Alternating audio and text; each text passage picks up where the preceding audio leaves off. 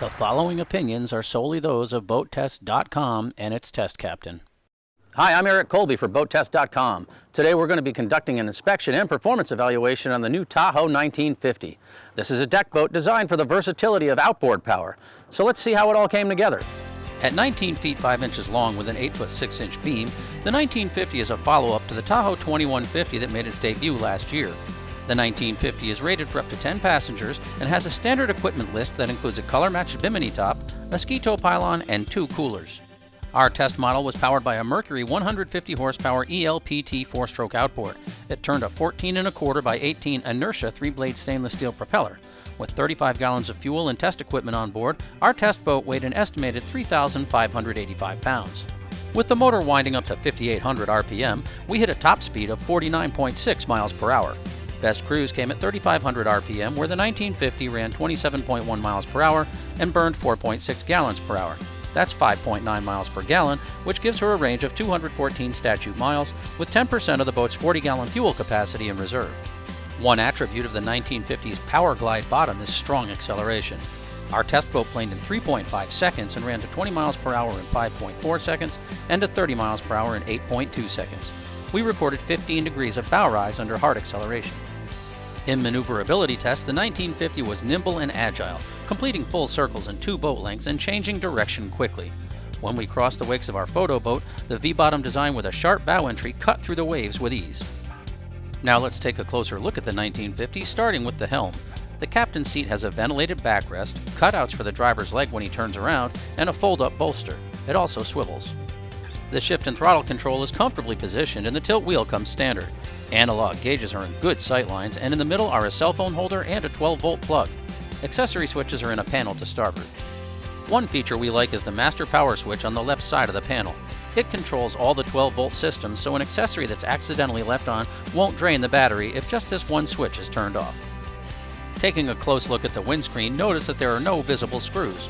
Tahoe places them on the inside, which makes the installation look much cleaner.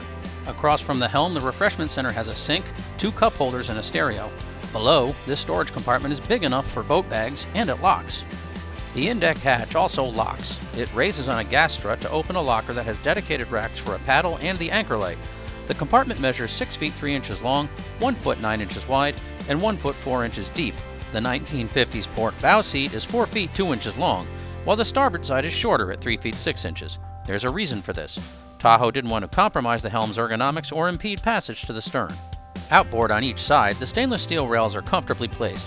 The two-tone upholstery has a luxurious feel, and there are speakers and cup holders. The table leg installs on a side mount receptacle. The table has a recessed center section and 2 cup holders. The seat bottom cushions on each side are hinged, the plastic bases have weep holes, and the compartments drain. In the bow, the cushion secures with a track and bead forward and snap-down straps on each side.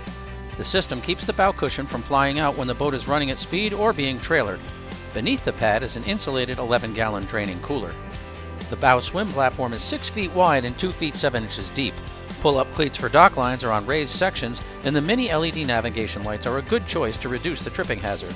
Freeboard at the bow is 34 inches. Thanks to the Tahoe 1950's open layout, it's easy to make our way aft to the cockpit, where there's an L-shaped lounge that wraps around from the port side to the passageway to the stern. Aft Freeboard is 2 feet 2 inches. Lounge to port is designed for versatility. A passenger can sit facing forward or switch and face aft for observing water sports. In the base is a second receptacle for the side mount table leg. Beneath the aft-facing backrest for the port lounge, there's a tray lined with soft foam and a 12-volt power plug. This would be a good place for setting a cell phone to charge. The bottom cushions for the port lounge are hinged and open to provide access to the table. Twin gas struts hold up the cushions, and they stay closed with posts and sockets. Forward, there's a dedicated rack for water sports tow ropes.